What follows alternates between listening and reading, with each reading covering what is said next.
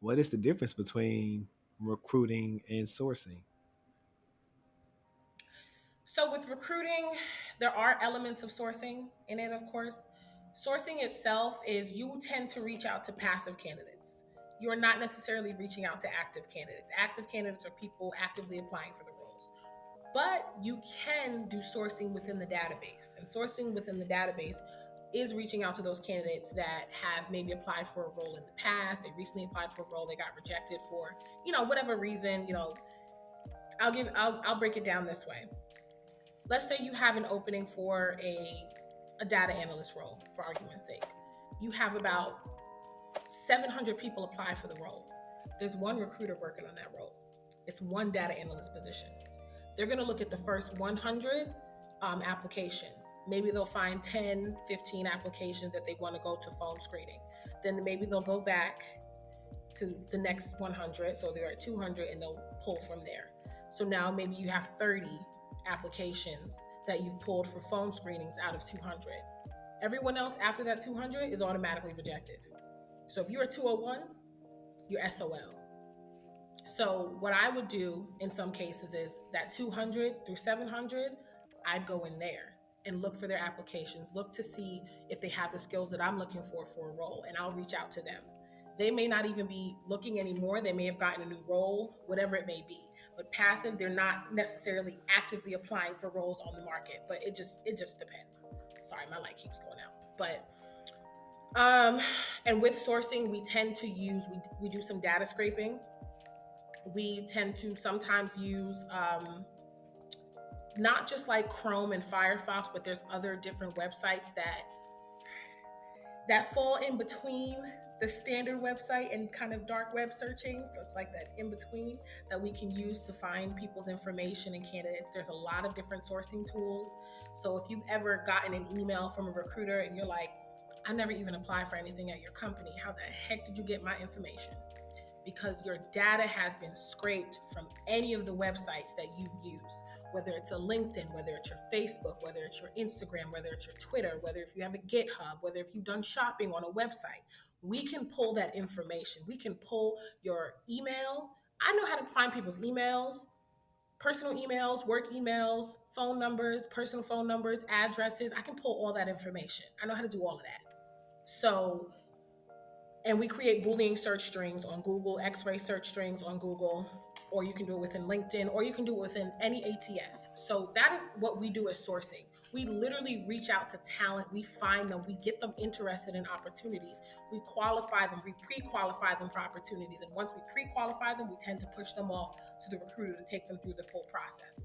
Now, recruiters, depending on the size of the company, they will look at people who apply for roles. They'll pull out the applications, they'll reach out. They may do an in-depth phone screening and they'll take them through the entire interview process. And then in some cases, they're the ones sending out the offer letter to them as well. We do not do that at all. Glad you said that, and like it makes a lot of sense now because since I changed my title a couple of months ago, when I tell you like every other day, no, I think I got like two messages today about some type of incident response role, and though they are tempting, it's like I just got here and I'm trying to finish this project I'm working on. Even though I'm tempted to, every time they hit me, I was like, dang, can I do the two job thing again? But I think I would just spread myself too thin. I did it a little while last year, and just for, I mean, it's fun. I think at that time I was not as busy as I am now, so I was like, I don't know how ideal that would be for me, but it definitely makes sense because that's and that's gonna go into what we were talking about earlier about how I say the jobs will find you if you got the skills. So I like the job I'm working now. I didn't apply to. They found me. So Here, same that's here. right. That's why those who know, we just stand on our 10 and behind what we say. But I'm glad you said that. Pretty much you broke that down because I had always wondered what was the difference because I always assumed that recruiters, talent acquisition, I know it's different departments of HR, but sometimes you see those people be Yeah. lumped up with HR and all those. I used to think that they were, I guess you could say somewhat some type of overlap, but they're not the same. So I'm glad you're able to. Yeah, like I don't mean to cut No, you go off, ahead. but there's a saying that every good sourcer is a good recruiter, but every good recruiter is not a good sourcer. I can believe that because I do know for a fact, like I don't know, that I do. Now that I know, like how what you explained, like how sometimes they get your skills.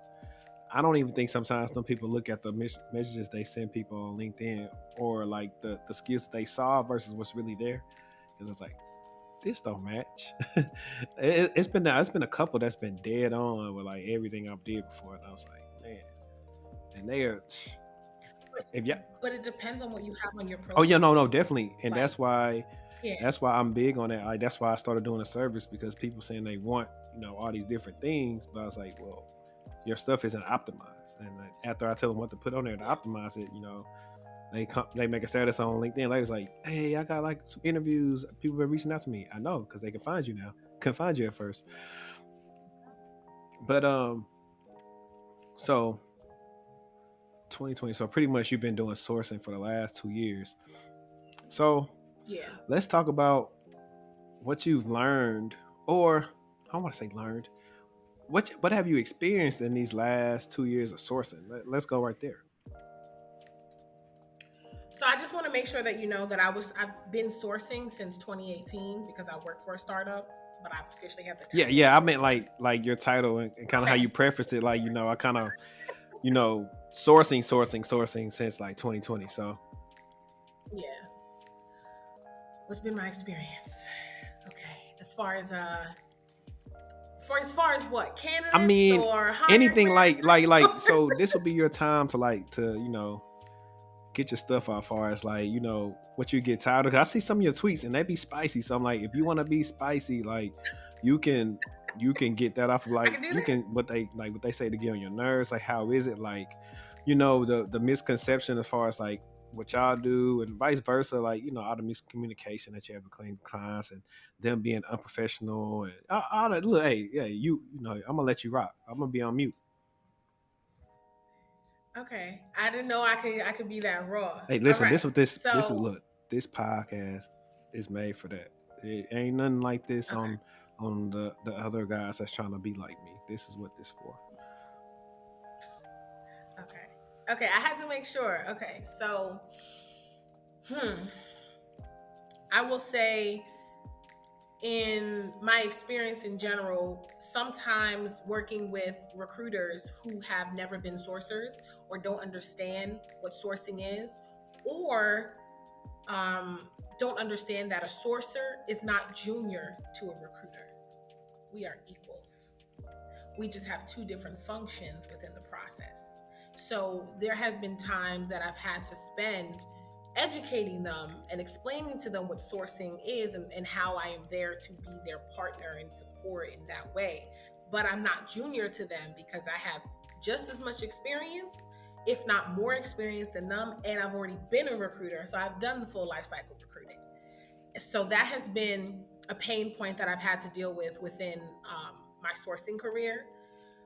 Um, Even as far as working with some hiring managers, kind of I've had to do market intelligence reporting, which means that I'm using like a talent neuron and I'm pulling reports, data reports as far as like a position, the skills that are needed, years of experience, what diversity looks like, what the supply looks like in the market, what demand looks like, where most companies have openings for the exact same roles that are in our industry, what the average compensation looks like. So I'm creating these presentations for hiring managers. We're going into intake meetings, or past have gone into intake meetings, and they're like, okay, well, I want this, and I'm like, all right, well, I'm only pre-qualifying people. So what are like what are you flexible on, and what's like they have to have, and some of the list of requirements that they're giving me compared to the comp that they were offering, I'm like, this is not on par.